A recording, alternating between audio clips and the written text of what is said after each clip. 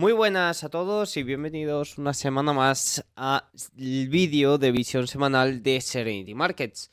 Soy Diego Puertas y digo muy buenas pues por decir algo, porque la verdad que el mercado muy bien no se encuentra. Bueno, en el día de ayer, lunes 10 de marzo de 2025, observamos una caída bastante generalizada y bastante amplia.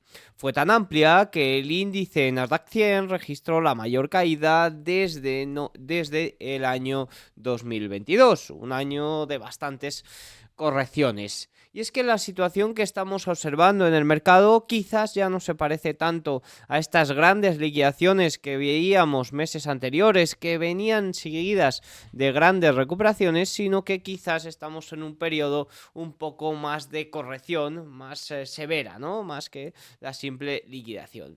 En este vídeo vamos a tratar de hacer un pequeño repasito a todo lo que ha ido pasando durante las últimas 3-4 semanas, porque han ocurrido bastantes cosas y una vez hecho esto vamos a plantear qué podríamos observar a partir de ahora. Recordemos que esta semana conoceremos datos de inflación, datos ante los que los inversores pues tienen bastante ansiedad, ¿no? Están bastante pendientes. En primer lugar, hay que hablar de esos desequilibrios de compras minoristas que nos hicieron saltar todas las alarmas hace ya cosa de un mes.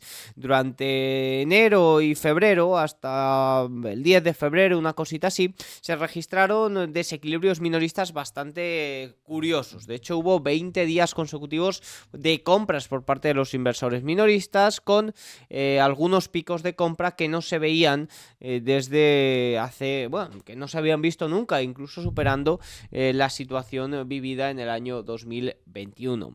Un punto también relevante es el pinchazo, ¿no?, de la euforia de los 7 magníficos. Fíjense que ayer lunes 10 de marzo los 7 magníficos sufrieron la mayor pérdida de capitalización de mercado en un solo día, perdiendo más de 830.000 millones de dólares. Sin duda es una caída muy considerable y esto hace que se pierdan ya 3,3 billones de dólares en conjunto desde los máximos de este conjunto de valores que han liderado los mercados hasta ahora. De hecho, el día de ayer valores como por ejemplo Tesla caía un 15%, se deja ya un 50% desde máximos históricos. Meta Platforms, que era uno de los valores con mejor comportamiento del año 2025, ha entrado de nuevo en negativo. Y esto no es nada raro. De hecho, si observábamos hacia dónde iban esos grandes desequilibrios de compra por el lado minorista, gran parte de ello iba hacia los 7 magníficos. Fíjense que uno de los días de mayor desequilibrio, las mayores compras se llevaron a cabo en Nvidia, Tesla, Apple, Amazon, Microsoft. Es decir, estos magníficos son también, o eran parte también de esos grandes desequilibrios observados por el lado minorista. Sin embargo, esto es algo que creo que no debería de sonar nuevo para nadie, porque ya hemos comentado de forma recurrente este riesgo que supone una concentración tan alta en los índices. Fíjense que el S&P 500 equiponderado registró ayer su nivel más alto frente al S&P 500 ponderado por capitalización desde principios de noviembre. De noviembre. Esto, pues como digo, era un riesgo muy elevado. Al final hay que tener en cuenta que los 10 principales valores de S&P 500 tienen un peso del 36% de la capitalización bursátil del índice. Es un peso bastante elevado y es un peso que ya ha ocurrido, una ponderación tan alta que ya ha ocurrido en otras ocasiones. Curiosamente, todas coincidiendo con un pico de burbuja o con un pinchazo de una burbuja. Con esto no quiero decir que esto sea una burbuja, tampoco quiero decir que esta vez sea distinto, porque sí que es cierto que este comportamiento de estas compañías ha sido ganado. Son compañías con un crecimiento de los ingresos estratosférico durante los últimos años, pero también era obvio que este crecimiento de los ingresos, este crecimiento de los beneficios, no lo iban a poder mantener a lo largo de la historia y por tanto se iba a desacelerar. Claro, un crecimiento de un 80% interanual en Nvidia es muy muy positivo, es algo que llama mucho a los inversores, pero no es lo mismo decir que pasa de un 40 a un 80% de crecimiento de los beneficios que decir que pasa de un 200 a un 80%. Una cosa es una aceleración, lo primero, y la otra una desaceleración. Y el sentimiento del inversor no es el mismo. Por tanto, toda esa euforia, todo ese retorno que ha ofrecido la acción, pues sí que es cierto que puede desacelerarse a la vez que se desacelera ese crecimiento de los beneficios. Si hablamos de la situación de los magníficos, hay que hablar también de los apalancados. Recordemos que en la primera semana de febrero se alcanzó una cifra récord de 95.000 millones de dólares en activos apalancados. Esto es un 29% más, para hacernos una idea, del pico que se vivió en esa euforia del año 2021. Desde el tercer trimestre de 2022, los activos totales en fondos que utilizan derivados para hacer apuestas se han triplicado. Al mismo tiempo, los activos apalancados cortos de ETF renta variable han disminuido. En otras palabras, por cada $1 en ETF corto apalancado, hay $11 en ETFs largos. Es decir, la situación en estos momentos de los apalancados es que, oye, cuando todo va bien, genial, todo el mundo gana, pero cuando se gira a la baja podríamos tener problemillas. Dice McElligor de Nomura que 21 billions de dólares en ventas de renta variable estaban proyectadas para el día de ayer. Y atención, porque fíjense que aquí entraban en juego los apalancados. 11,1 mil millones de ventas por rebalanceos de ETFs apalancados. Es decir, la situación de los apalancados es muy buena, es muy interesante. ¿Cómo no vas a invertir en apalancados cuando todo sube? Pero ahí, amigos, cuando todo baja, la cosa se pone mucho más seria. Si hablamos de pinchazos, hemos hablado del pinchazo de la euforia minorista, del pinchazo de los 7 magníficos, que también va muy ligado, y hay que hablar de ese pinchazo a nivel económico y haciendo referencia al Trump Trade. Fíjense que desde la victoria electoral de Donald Trump, pues sí que es cierto que había ciertos movimientos contradictorios. Uno de los que más se me viene a la cabeza es ese aumento del optimismo de las pequeñas compañías, a la vez que aumentaban las condiciones o que se endurecían las condiciones financieras debido al alza de los rendimientos. Quizás es algo que no debería de ocurrir o que era un tanto contradictorio. Bueno, pues ahora mismo sí que es cierto que las previsiones de la Reserva Federal de Atlanta se han desplomado.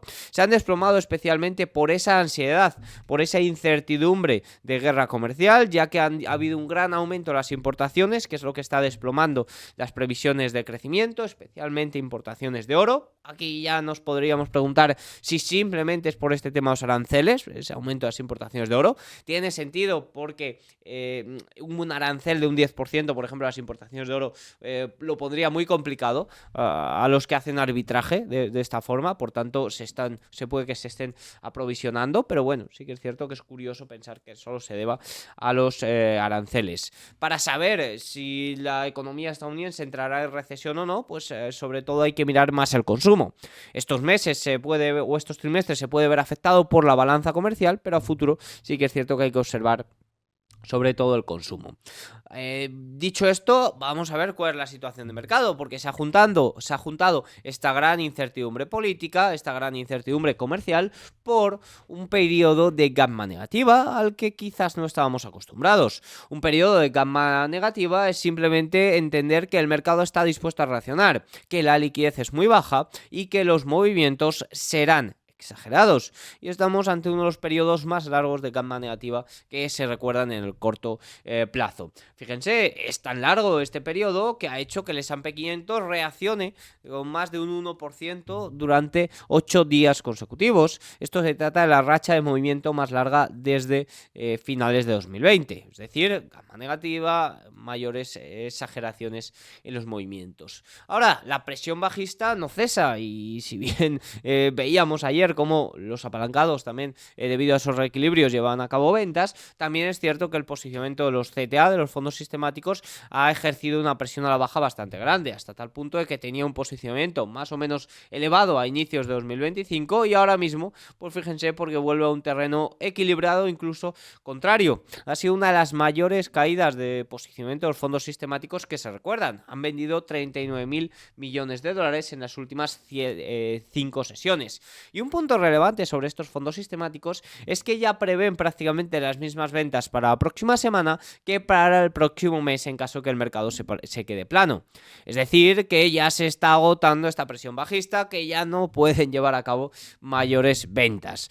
¿Esto podría ser una señal de capitulación? Bueno, pues sí que es cierto que no me atrevo yo a hablar de capitulación, pero sí que es cierto que parece que esa presión vendedora, al menos si el mercado se queda plano, podría lograrse, ¿no? Podría frenarse. Dicho esto, muchos se preguntan dónde está el Trump put, dónde está ese momento en el que Trump pueda cambiar un poco todo este sentimiento, porque está muy bien que la presión vendedora cese en caso de que el mercado se quede plano, está muy bien que haya signos de capitulación, pero si la presión bajista continúa, si las malas noticias continúan, oye, se pueden seguir llevando a cabo ventas. Lo cierto es que no hay Trump put, ya lo dejó claro el secretario del Tesoro Scott Bessent el viernes en una entrevista, que lo que están tratando de lograr es un Trump call al alza, es decir, están tratando de cambiar la economía, están tratando de eliminar déficit público y que pase todo ese peso de la creación de empleo, de crecimiento, de consumo al lado privado. Evidentemente esto no es un cambio sencillo, tratar de reducir el déficit de casi un 7% a solo un 3%, que es el objetivo de la administración Trump, no es sencillo, por más allá de que se lleve a cabo reducciones de impuestos, de regulaciones y demás por el lado del consumo o por el lado privado. Por tanto, oye, quizás hay que pasar cierto dolor, algo a lo que no estábamos acostumbrados, para tratar de conseguir grandes cosas a largo plazo. Fíjense, estamos ante un punto donde la sociedad tiene una tolerancia muy baja al dolor económico debido a años de políticas de estímulo y expansión monetaria. ¿Se aceptarán las consecuencias de este ajuste económico o se volverán a pedir más estímulos, ¿no? Esta es la pregunta un poco que podemos hacerlo. Si se acepta, pues quizás hay que pasar un periodo un poquito más duro. Esto, al final, decía McElligor ayer que este comportamiento de Trump está causando un desapalancamiento forzado y grandes movimientos en los mercados. Por tanto, vista ya un poco cuál es la situación, muchos nos preguntamos qué es lo que hay que observar. Vamos a hablar de dos cosas. En primer lugar, hay que observar la volatilidad. Siempre y cuando la volatilidad siga al alza, los fondos de control de volatilidad no van a poder llevar a cabo compras, ni mucho menos dejar de vender, al menos que dejen de vender, ¿no? Por tanto, que la volatilidad se mantenga o que la volatilidad se reduzca un poco, como por ejemplo ha hecho los dos últimos viernes, es lo que incita a ciertos rebotes. Ahora, ¿qué pasa? Esta semana tenemos datos de IPC, datos de inflación de cara al miércoles. Es raro que la volatilidad implícita se desplome antes de ello. Se puede desplomar tras el dato de IPC siempre y cuando sea considerado un evento. Es decir, que salga bueno o que sea interpretado como bueno por el mercado.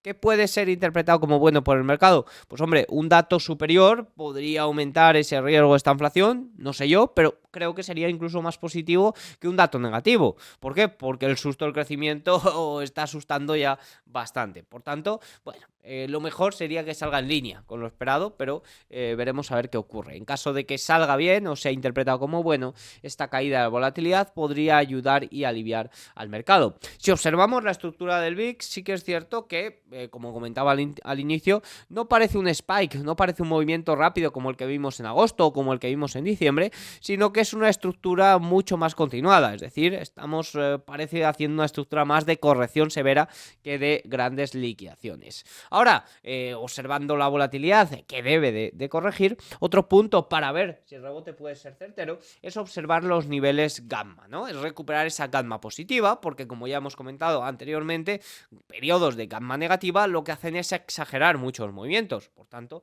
recuperar esa gamma positiva puede ofrecer cierta amortiguación.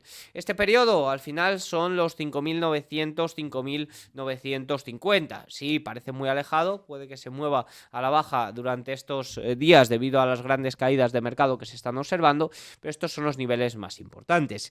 Ayer justo el S&P 500 aguantó los 5.565, que es una pata del collar de JP Morgan, también importante.